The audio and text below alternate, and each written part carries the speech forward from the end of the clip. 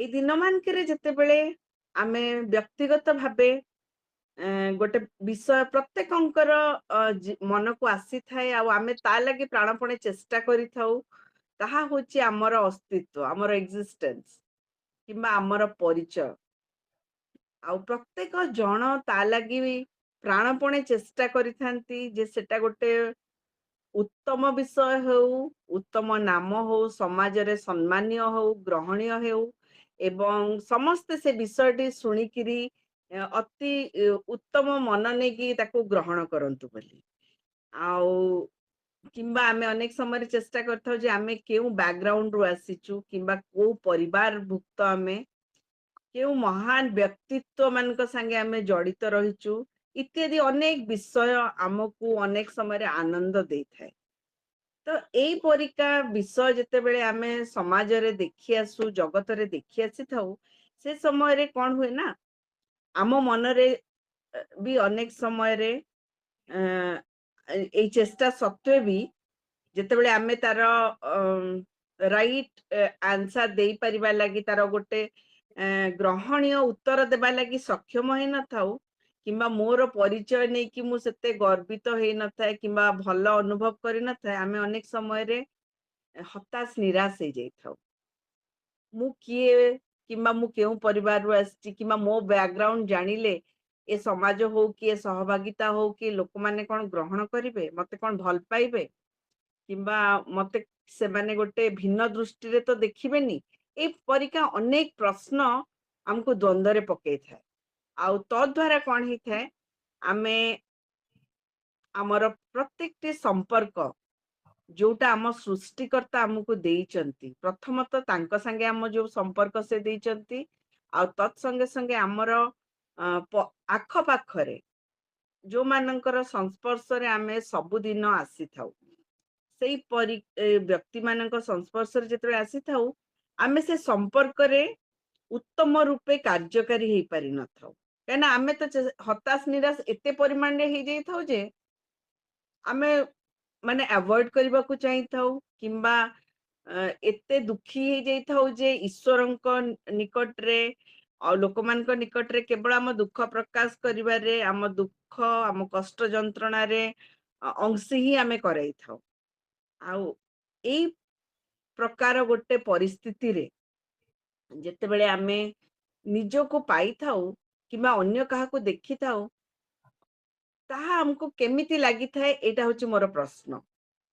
ଆଉ ସେଇଟାକୁ ଆମ ମନ ମଧ୍ୟରେ ଆମେ ରଖିବା, ଆଉ ତାପରେ ଆମେ ବାକ୍ୟ ମଧ୍ୟକୁ ଯିବା। ଆଉ ତା ପୂର୍ବରୁ ଆଜିର ପାଠ୍ୟାଂଶଟି ଆମେ ଦେଖିବା, ଯାହାକି ଆମେ ପାଇପାରିବା ପ୍ରଥମ ବଂଶାବଳୀ ତାର 4 ଅଧ୍ୟାୟ 9 ଏବଂ 10 ପଦ। ଯଦି କିଏ ପାଇବେ ପଢିପାରିବେ, ନହେଲେ ମୁଁ ପଢିଦେବି, ଯୋଉଟା ଇଚ୍ଛା କରିବେ। ପ୍ରଥମ ବଂଶାବଳୀ ତାର chapter 4 verse 9 ଆଉ 10, First Chronicle chapter 4 verse 9 ଆଉ 10।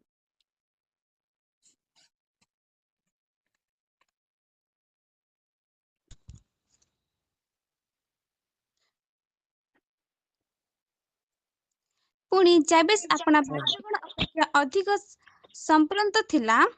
ତାହାର ମାତା ତାହାର ନାମ ଜାବେସ୍ ରଖିଥିଲା, କାରଣ ସେ କହିଥିଲା, ଆମ୍ଭେ ଦୁଃଖରେ ଏହାକୁ ପ୍ରସବ କଲୁ।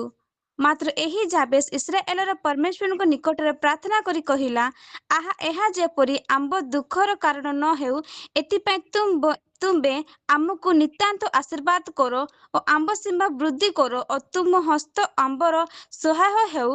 ପୁଣି ତୁମ୍ଭେ ଆମ୍ଭକୁ ମନ୍ଦରୁ ରକ୍ଷା କର। ତହିଁରେ ପରମେଶ୍ୱର ତାହାର ନିବେଦିତ ବିଷୟ ତାହାକୁ ପ୍ରଦାନ କଲେ।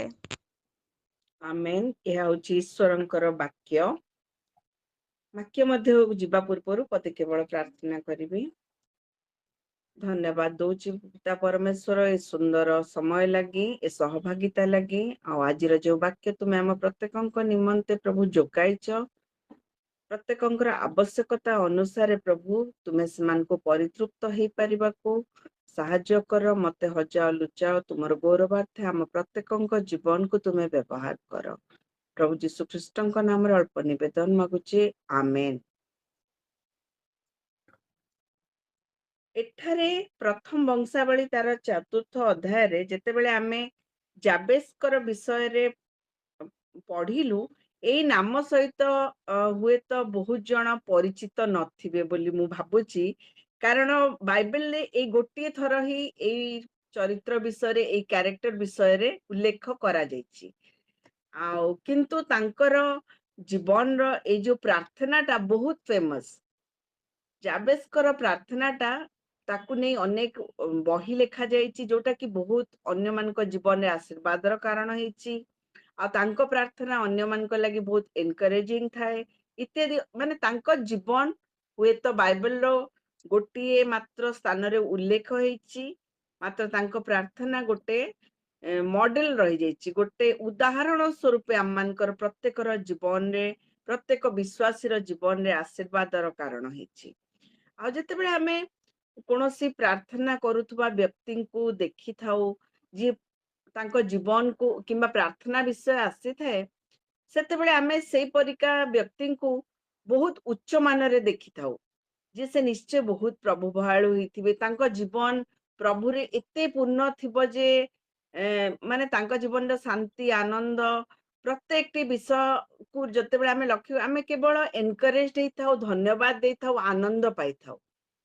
ମାତ୍ର ଯେତେବେଳେ ଅବିକା ଆମେ ଟିକେ ଧ୍ୟାନ ଦେବା ଯେ ଆମେ ଯେଉଁ ଜାବେସ୍‌ଙ୍କର ପ୍ରାର୍ଥନା ବିଷୟରେ ଚିନ୍ତା କରୁଛୁ, ଡିସ୍କସନ କରୁଛୁ, ଆମେ ଟିକେ ତାଙ୍କର ପ୍ରକୃତ ବ୍ୟାକଗ୍ରାଉଣ୍ଡ ବିଷୟରେ ଚିନ୍ତା କରିବା। ଟିକେ ସେଟା ଆହୁରି ଡିପ୍ କୁ ଯାଇକି ଲକ୍ଷ୍ୟ କରିବା। ଯୋଉ ବ୍ୟକ୍ତିଙ୍କର ଏତେ ଫେମସ୍ ତାଙ୍କ ପ୍ରାର୍ଥନାକୁ ନେଇକିରି, ତାଙ୍କ ଜୀବନଟା କିପରି ଥିଲା। ଆଉ ଯେମିତି ମୁଁ କହୁଥିଲି, ବାଇବେଲରେ ତାଙ୍କ ବିଷୟରେ ବହୁତ କମ୍ ଡିଟେଲରେ ଦିଆଯାଇଛି। ମାତ୍ର କେତେଗୁଡ଼ିଏ ବିଷୟ ଅତି ସୂକ୍ଷ୍ମ ଭାବେ ବି ଉଲ୍ଲେଖ ହେଇଥିବାରୁ ଆମେ ସେଇ ମଧ୍ୟରୁ କିଛି କିଛି ହିଣ୍ଟ ପାଇପାରିବା ଯେ ତାଙ୍କ ଜୀବନଟା କିପରିକା ଥିଲା।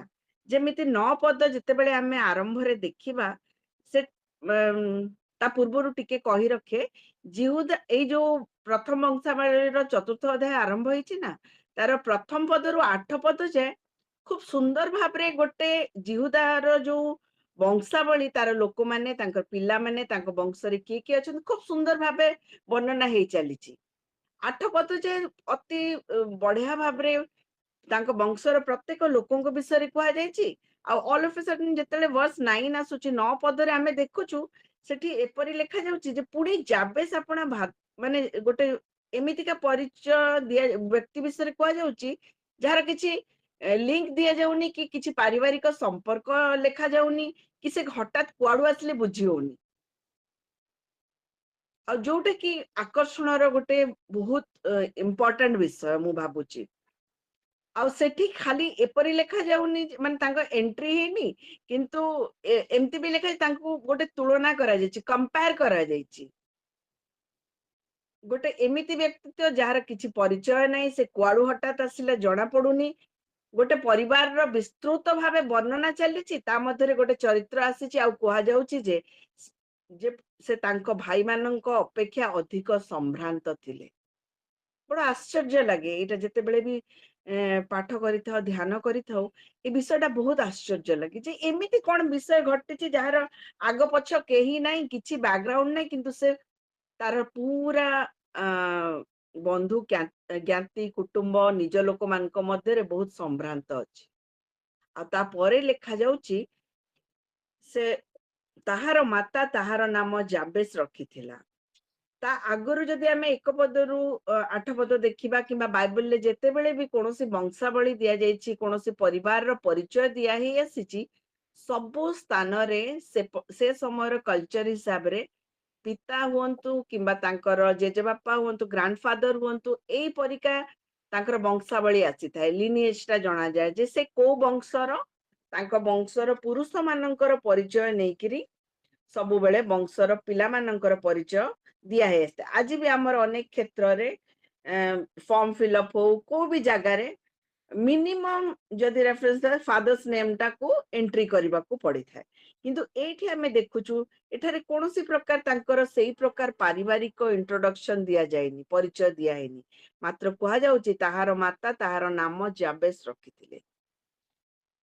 ଆଉ କାରଣ ସେ କହିଥିଲେ ଆମ୍ଭେ ଦୁଃଖରେ ଏହାକୁ ପ୍ରସବ କଲୁ। ଏଇ ଜିନିଷଟା ଯେତେବେଳେ ମୁଁ ପାଠ କରୁଥିଲି ଗୋଟେ ଏପରିକା ତାଙ୍କର ବିଷୟରେ କୁହାଯାଉଛି ଯେ ସେ ଅତି ସମ୍ଭ୍ରାନ୍ତ ଥିଲେ ନିଜର ଭାଇମାନଙ୍କ ମଧ୍ୟରେ। ଭାଇମାନେ ଏକ୍ଜାକ୍ଟଲି ଭାଇମାନେ ଆମେ ଗ୍ରହଣ କରିବାନି, କାରଣ ଅନେକ ସମୟରେ ଏମିତି ଲେଖାଯାଏ ତାଙ୍କର ନିଜ ଲୋକମାନଙ୍କ ମଧ୍ୟରେ, ତାଙ୍କ କୁଟୁମ୍ବ ମାନ କିମ୍ବା ତାଙ୍କ ସମାଜ ମଧ୍ୟରେ ବି ହେଇଥାଇପାରେ। କିନ୍ତୁ ଜଣେ ବ୍ୟକ୍ତିଙ୍କର ଯୋଉ ନାଁଟା ଦିଆଯାଇଛି, ତାଙ୍କ ନାଁ ଦିଆଯାଇଛି ଜାବେସ୍, ଆଉ ଯୋଉ ଶବ୍ଦର ଅର୍ଥ ହଉଛି ଦୁଃଖ କିମ୍ବା ଯନ୍ତ୍ରଣା, ଯାହା କିଛି ବି ଆମେ କହିପାରିବା। ଆଉ ଯୋଉ ନାମକୁ ଯେତେ ଥର ଉଚ୍ଚାରଣ କରାଯାଉଥିବ, ହୁଏତ ସେଇ ଦୁଃଖପୂର୍ଣ୍ଣ ସମୟ, ଦୁଃଖପୂର୍ଣ୍ଣ ପରିସ୍ଥିତି କିମ୍ବା ସେ ଦୁଃଖର କାରଣ ହିସାବରେ ମନେ ପକାଯାଉଥିବ। ଆଉ ସେଇ ବ୍ୟକ୍ତିଙ୍କ ବିଷୟରେ ଆମେ ଯେତେବେଳେ ଚିନ୍ତା କରିବା, ଗୋଟେ ଲୋକର ଜୀବନ ଯେତେବେଳେ ଏଇ ପ୍ରକାରର ଥିବ, ପ୍ରତି ମୁହୂର୍ତ୍ତ ତା ଲାଗି ଗୋଟେ ମନେ ପଡି ଯାଉଥିବ ଗୋଟେ ଦୁଃଖର କାରଣ କିମ୍ବା ଦୁଃଖର ବିଷୟ ଲାଗି। ଆଉ ସେମିତି ଗୋଟେ ବ୍ୟକ୍ତି 10 ପଦରେ ଯେତେବେଳେ ଆମେ ତାଙ୍କ ବିଷୟରେ ଲକ୍ଷ୍ୟ କରିବା, ସେଠାରେ କୁହାଯାଉଛି ମାତ୍ର ଏହି ଜାବେସ୍, ଯିଏକି ଏମିତିକା ଗୋଟେ ପରିସ୍ଥିତିରେ ରହିଛନ୍ତି ଯାହାର ନାମର ଅର୍ଥ ହିଁ ଦୁଃଖ, ଯିଏ ଦୁଃଖର କାରଣ ହେଇଛନ୍ତି, ତାଙ୍କ ମା ତାଙ୍କୁ ସେ ନାମ ଦେଇଛନ୍ତି। ଆଉ ସେଇ ପ୍ରକାର ଗୋଟେ ବ୍ୟକ୍ତି ଆମେ ଦେଖୁଛୁ, ସେ ଏଠାରେ କଣ କରୁଛନ୍ତି ନା ସେ ଇସ୍ରାଏଲର ପରମେଶ୍ୱରଙ୍କ ନିକଟରେ ପ୍ରାର୍ଥନା କରୁଛନ୍ତି। କି ଆଶ୍ଚର୍ଯ୍ୟ ବିଷୟ! ଯଦି ଆମେ ଦେଖିବା ତାଙ୍କର ପରିଚୟ କିମ୍ବା ତାଙ୍କ ହାତରେ କଣ ଅଛି, ତାଙ୍କ ପରିବାରର ଗୌରବ କିମ୍ବା ଧନ ସମ୍ପତ୍ତି ପ୍ରତିପତ୍ତି କୌଣସି ବିଷୟ ଆମେ ଦେଖୁନୁ, ମହାନ ବିଷୟର କୌଣସି ସେ ଅଂଶୀ ବୋଲି ଲେଖା ଯାଉନି। ମାତ୍ର ଆମେ ଦେଖୁ ତାଙ୍କ ଦୁଃଖ ସାଙ୍ଗରେ ଗୋଟିଏ ବିଷୟ ଉତ୍ତମ ରହିଛି, ତାହା ହଉଛି ପରମେଶ୍ୱର, ସଦାପ୍ରଭୁ ଆପଣା ପରମେଶ୍ୱରଙ୍କ ସାଙ୍ଗେ ଥିବା ତାଙ୍କ ସମ୍ପର୍କ। ସେ ପରିଚୟକୁ ସେ ପାଇଛନ୍ତି, ଆଉ ତାକୁ ସେ ଧରିକିରି ବିଶ୍ୱସ୍ତତାର ସହିତ ଚାଲିବା ଶିଖିଛନ୍ତି। ତାଙ୍କ ପରିସ୍ଥିତି ତାଙ୍କୁ ସେ ବିଷୟରେ କୌଣସି ପ୍ରକାର ବାଧା ଦେଇନି। ମାତ୍ର ଯଦି ଆମେ ଦେଖିବା ସେ ପରିସ୍ଥିତି ସତ୍ତ୍ୱେ ବି ସେ ଏଠାରେ କଣ କରୁଛନ୍ତି ବୋଲି ଲେଖା ଯାଉଛି, ସେ ସଦାପ୍ରଭୁଙ୍କ ନିକଟରେ ପ୍ରାର୍ଥନା କରୁଛନ୍ତି। ଆଉ ଖାଲି ପ୍ରାର୍ଥନା ନୁହେଁ, ତାଙ୍କ ପ୍ରାର୍ଥନା ଯଦି ଆମେ ଦେଖିବା, ସେଟା ଗୋଟେ ମାନେ ଏପରି ଏକ ନିବେଦନ କିମ୍ବା ଏମିତି ଗୋଟେ ମାଗୁଣି, ଯାହାକି ଅତି ଚମତ୍କାର ବିଷୟ ଗୁଡିକ ସେଠାରେ। ଗୋଟିଏ ପଦର ସେ ପ୍ରାର୍ଥନା ଯଦି ଆମେ ଦେଖିବା, ମାତ୍ର ସେଠାରେ ଏତେ ଗୁଡିଏ ବିଷୟ, ସେଟା ଗୋଟେ ମିକ୍ସ ହେଇକିରି ରହିଛି, ଏତେ ଗୁଡିଏ ବିଷୟର ସେଟା ଯେ ସମଷ୍ଟି, ତାକୁ ଯେତେବେଳେ ଆମେ ଗଭୀର ଭାବେ ଚିନ୍ତା କରିବା, ଆମେ ନିଶ୍ଚୟ ଆଶ୍ଚର୍ଯ୍ୟ ହେବା। ଏଠାରେ ସେ କହୁଛନ୍ତି ଯେ ତୁମେ, ହଁ, ସେ 10 ପଦରେ କହୁଛନ୍ତି ଇସ୍ରାଏଲର ପରମେଶ୍ୱରଙ୍କ ନିକଟରେ ପ୍ରାର୍ଥନା କରି କହିଲା, ସେ କଣ କହୁଛନ୍ତି, ଆହା, ଏହା ଯେପରି ଆମ୍ଭ ଦୁଃଖର କାରଣ ନ ହୁଏ। ତାଙ୍କର ପରିସ୍ଥିତି, ତାଙ୍କ ପରିଚୟ କିମ୍ବା ତାଙ୍କ ବ୍ୟାକଗ୍ରାଉଣ୍ଡ ଯେପରି ଦୁଃଖର କାରଣ ନ ହୁଏ। ଦୁଃଖ ମାନେ କଣ? ଈଶ୍ୱରଙ୍କର ସହିତ ତାଙ୍କ ସମ୍ପର୍କ ଆଉ ତାଙ୍କ ପ୍ରତି ତାଙ୍କର ବ୍ୟବହାର ହେଇପାରିବାର ଯଦି ଆମେ ଦେଖିବା ଇଚ୍ଛାକୁ କିମ୍ବା ସେଇ ପ୍ରକାର ଅପରଚୁନିଟିକୁ, ଯୋଉଟା କି ତାଙ୍କ ମନରେ ଦୁଃଖର କାରଣ, ତାଙ୍କର ଆକ୍ଚୁଆଲି ଅନ୍ୟ ବିଷୟ ତାଙ୍କୁ ଏତେ ଦୁଃଖିତ ହୁଏତ କରି ନଥାଇପାରେ ବୋଲି ଆମେ ଭାବିପାରିବା, କାରଣ ସେଠାରେ କହୁଛନ୍ତି ଯେ ଦୁଃଖର କାରଣ ନ ହଉ, ଏଥିପାଇଁ ତୁମ୍ଭେ ଆମ୍ଭକୁ ନିତାନ୍ତ ଆଶୀର୍ବାଦ କର, ଆଉ ଆମ୍ଭର ସୀମା ବୃଦ୍ଧି କର। ତୁମ୍ଭ ହସ୍ତ ଆମ୍ଭର ସହାୟ ହଉ, ପୁଣି ତୁମ୍ଭେ ଆମ୍ଭକୁ ମନ୍ଦରୁ ରକ୍ଷା କର। ଯଦି ଗୋଟେ ପଦକୁ ଆମେ 4ଟି ଭାଗ ଦେଖିବା, ଗୋଟେ ଗୋଟେ କରିକି ଲକ୍ଷ୍ୟ କରିବା, ଏଟା ଅତି ସୁନ୍ଦର ବିଷୟ। ସେ କହୁଛନ୍ତି ଯେ ଏଇ ମୋର ପରିସ୍ଥିତି ଏମିତି ନ ହଉ ଯେ ମୁଁ ତୁମ ଲାଗି ବ୍ୟବହାର ଉପଯୋଗୀ ନ ହେଇପାରେ, ମୁଁ ତୁମର କାର୍ଯ୍ୟରେ ଲାଗି ନପାରେ, କିମ୍ବା ମୋ ଜୀବନ ଲାଗି ସେଟା ଗୋଟେ ଏମିତି ବିଷୟ ନ ହଉ ଯେ ମୋର ଈଶ୍ୱରଙ୍କର ଗୌରବର କାରଣ ହେବାରୁ ମୁଁ ବଞ୍ଚିତ ହୋଇଯିବି, ଯୋଉଟା କି ତାଙ୍କ ଲାଗି ପ୍ରକୃତରେ ଦୁଃଖର ବିଷୟ ବୋଲି ସେ ଭାବିଛନ୍ତି। ଆଉ ସେଟା ନ ହଉ ବୋଲି ସେ ପ୍ରାର୍ଥନା କରିଛନ୍ତି ପ୍ରଭୁଙ୍କ ନିକଟରେ ଯେ ତୁମେ ମତେ ଆଶୀର୍ବାଦ କର। କାରଣ ଯେତେବେଳେ ଆମେ ଚିନ୍ତା କରୁ ଈଶ୍ୱରଙ୍କ କଣ୍ଟ୍ରୋଲରେ, ତାଙ୍କର ଅନୁମତିରେ, ତାଙ୍କ ଯୋଜନା ଯେ ଆମ ପ୍ରତ୍ୟେକଙ୍କ ଜୀବନ ଲାଗି ଅତି ମହାନ ଭାବରେ ରହିଛି, ସେଟା ସେ ରିଏଲାଇଜ କରିଥିଲେ। କାରଣ ସେ ସେଇ ପ୍ରକାର ସମ୍ପର୍କରେ ଈଶ୍ୱରଙ୍କ ସାଙ୍ଗେ ଯୋଡ଼ି ହେଇକି ରହିଥିଲେ। ସେ ନିବେଦନ କରିନାହାନ୍ତି ଯେ ପ୍ରଭୁ ମୋ ପରିସ୍ଥିତି ବଦଳେଇ ଦିଅ, ମୋ ପରିବାରର ଦୁଃଖକୁ ନେଇଯାଅ, କିମ୍ବା ମତେ ଗୋଟେ ଉତ୍ତମ ଜୀବନ ଦିଅ।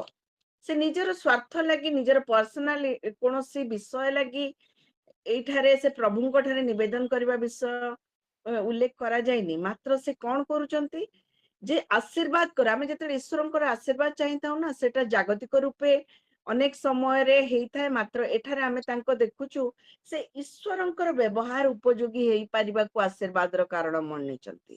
ଆଉ ସେ କଣ ଚାହିଁଛନ୍ତି ଯେ ମୋର ସୀମା ବୃଦ୍ଧି କର।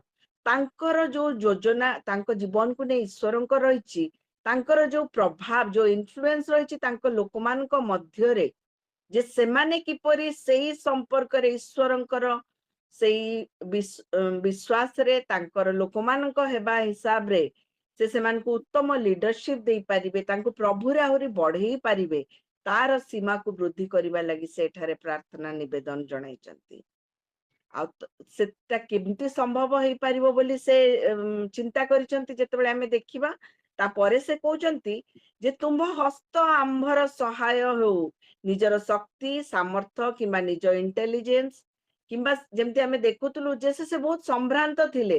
ତାଙ୍କ ସୋସାଇଟିରେ ଏ ସମସ୍ତ ପରିସ୍ଥିତି ସତ୍ତ୍ୱେ ବି ଲୋକ ତାଙ୍କୁ ସମ୍ମାନର ସହିତ ଦେଖୁଥିଲେ।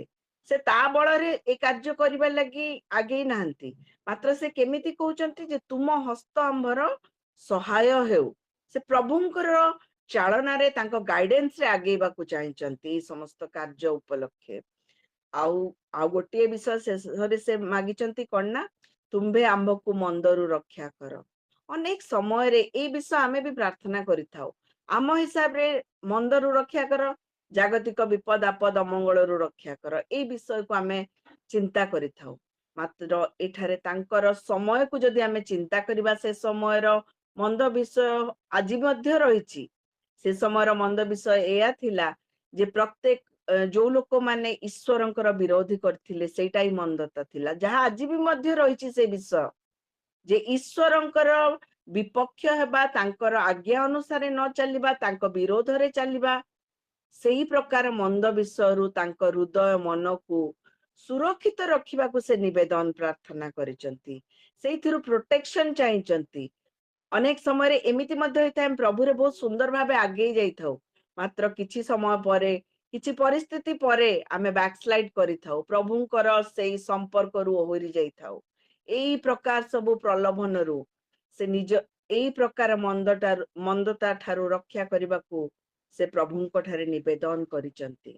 ଆଉ ଏଇ ସମସ୍ତ ପ୍ରାର୍ଥନା ଯଦି ଆମେ ଚିନ୍ତା କରିବା, ସେ ତାଙ୍କର ପର୍ସନାଲ ମାନେ ସ୍ୱାର୍ଥ ଲାଗି କି ମୁଁ ଏପରି ବ୍ୟବହୃତ ହୁଏ ବୋଲି ଚାହିଁ ନାହାନ୍ତି, ଯାହାକି ଅନେକ ସମୟରେ ଆମେ ଠିକ ସେ କଥାକୁ ବୁଝି ନ ପାରି କରିଥାଉ।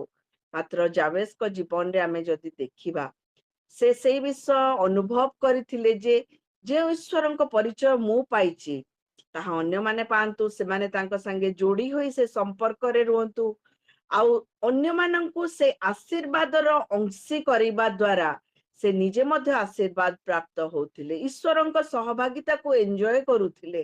ତାଙ୍କ ଲାଗି କାର୍ଯ୍ୟ କରିବା ଲାଗି ସେ ପଛଘୁଞ୍ଚା ଦେଉନଥିଲେ, ଏବଂ ତାଙ୍କ ପରିସ୍ଥିତି ମଧ୍ୟ ତାଙ୍କୁ ହତାଶ ନିରାଶ କରିଦଉନଥିଲା।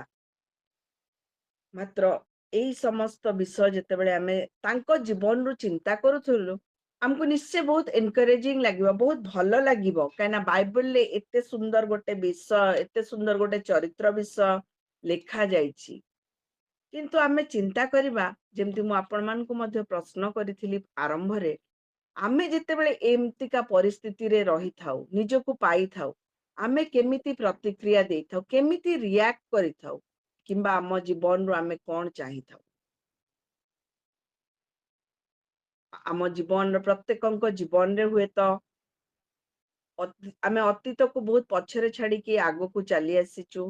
ଅନେକ ବର୍ଷ ଆମ ପ୍ରତ୍ୟେକଙ୍କ ଜୀବନରେ ବିତି ଯାଇଛି। ଏବେ ଯଦି ଆମେ କହିବା, ମାସେ ପୂର୍ବରୁ ଆମେ ପୁରୁଣା ବର୍ଷକୁ ମଧ୍ୟ ଛାଡି ଦେଇଛୁ। 2025 ସରି ଯାଇଛି, ଆଉ 2026ର ଗୋଟେ ମାସ ବି ଚାଲିଗଲାଣି। ଆଉ ଆଜି ଦ୍ୱିତୀୟ ମାସର ଷଷ୍ଠ ଦିନରେ ଆମେ ଆସି ପହଞ୍ଚିଛୁ। ଏହା ପ୍ରଭୁଙ୍କର ଅନୁଗ୍ରହ ନୁହେଁ ତ ଆଉ କଣ?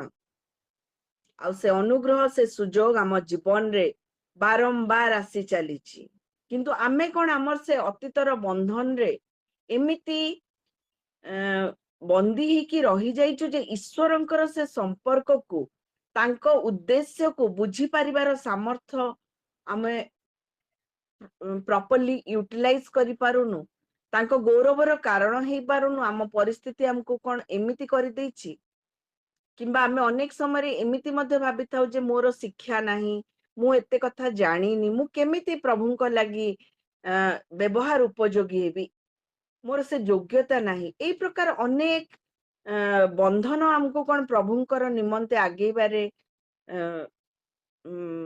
ମାନେ ଆମର ବାଧାର କାରଣ ହେଇଛି କି? ଆମେ ସମସ୍ତେ ଚିନ୍ତା କରିବା। ଆଜିର ସମୟ ମଧ୍ୟ ଏ ଜଗତରେ ବହୁତ ଅଶାନ୍ତ ରହିଛି, ବହୁତ ଅରାଜକତା ରହିଛି, ଅନେକ ପ୍ରକାର ମନ୍ଦ ବିଷୟରେ ପରିପୂର୍ଣ୍ଣ ରହିଛି। ଈଶ୍ୱରଙ୍କର ବିରୋଧୀ ମାନଙ୍କର ବହୁତ ବେଶୀ ସେମାନେ ଆକ୍ଟିଭ ହେଇଯାଇଛନ୍ତି, ଯୋଉଟା କି ଯାବେସଙ୍କ ସମୟରେ ମଧ୍ୟ ଏକ୍ଜାକ୍ଟଲି ସେମିତିକା ଥିଲା। ଯେତେବେଳେ ସେମାନେ ସେଇ ଦେଶକୁ ପ୍ରବେଶ କରିଥିଲେ, ସେମାନେ ଅଲମୋଷ୍ଟ ଏକ୍ସାଇଲ, ମାନେ ଦେଶରୁ ତଡା ଖାଇକିରି ଆସିଲା ପରିକା ପରିସ୍ଥିତି ଥିଲା। ତାଙ୍କର ସେଠି କେହି ବି କିଛି ବି ନିଜର ଅସ୍ତିତ୍ୱ ନଥିଲା। ମାତ୍ର ତାଙ୍କ ଜୀବନରେ ଗୋଟିଏ ବିଷୟ ବିଶ୍ୱସ୍ତ ଥିଲା, ସ୍ଥିର ଥିଲା, ତାହା ହଉଛି ପରମେଶ୍ୱରଙ୍କର ଉପସ୍ଥିତି, ପରମେଶ୍ୱରଙ୍କର ସାଙ୍ଗେ ସେମାନଙ୍କର ସମ୍ପର୍କ, ଯାହା ଯାବେସ ନିଜେ ଧରି ରଖିଥିଲେ। କାହିଁକିନା ପରମେଶ୍ୱରଙ୍କ ବିଶ୍ୱସ୍ତତା ଆଜି ମଧ୍ୟ ଆମ ପ୍ରତ୍ୟେକଙ୍କ ଜୀବନରେ ରହିଛି। ଈଶ୍ୱରଙ୍କର ମାନେ ଆମ ସୃଷ୍ଟିକର୍ତ୍ତାଙ୍କର ବିଶ୍ୱସ୍ତତା ଆଉ ଆମ ଉଦ୍ଧାରକର୍ତ୍ତାଙ୍କର ଅନୁଗ୍ରହ ଆମ ପ୍ରତ୍ୟେକଙ୍କ ଲାଗି ଆଜି ବି ଆଭେଲେବୁଲ ରହିଛି, ଆଉ ପବିତ୍ର ଆତ୍ମାଙ୍କର ସେଇ ସୁନ୍ଦର ସହଭାଗିତା। କିନ୍ତୁ ଆମେ କଣ ସେ ବିଷୟଟାକୁ ରିଏଲାଇଜ କରିକି, ତାକୁ ଧରିକିରି, ତାର ସାହାଯ୍ୟ ନେଇକିରି ପ୍ରଭୁଙ୍କ ଲାଗି ଆଗେଇ ପାରୁଛୁ କି?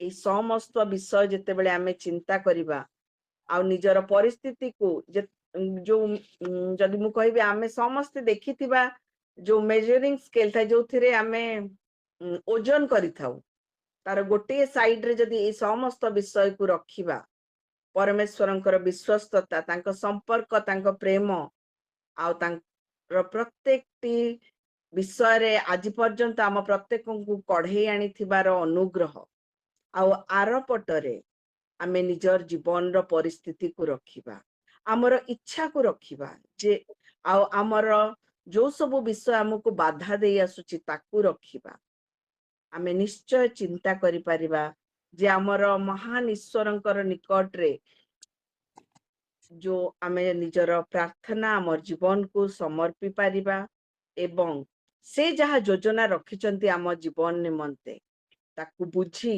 ଯାବେସଙ୍କ ଜୀବନ ଦ୍ୱାରା ଅନୁପ୍ରାଣିତ ହୋଇ, ଆଉ ଆଜିର ବାକ୍ୟ ଦ୍ୱାରା ଯେ ଆମେ କେଉଁ ପ୍ରକାର ବିଶ୍ୱାସ ଆଉ କେଉଁ ପ୍ରକାର ଆଶୀର୍ବାଦ ପ୍ରକୃତରେ ଆମର ଜୀବନରୁ ପ୍ରଭୁଙ୍କ ଠାରୁ ଆଶା କରୁଛୁ, ତାହା ଯେପରି ଆମେ ବୁଝିପାରିବା। ପ୍ରଭୁ ଆମ ସମସ୍ତଙ୍କୁ ସେ କ୍ଷେତ୍ରରେ ସାହାଯ୍ୟ କରନ୍ତୁ। ଆମେନ୍।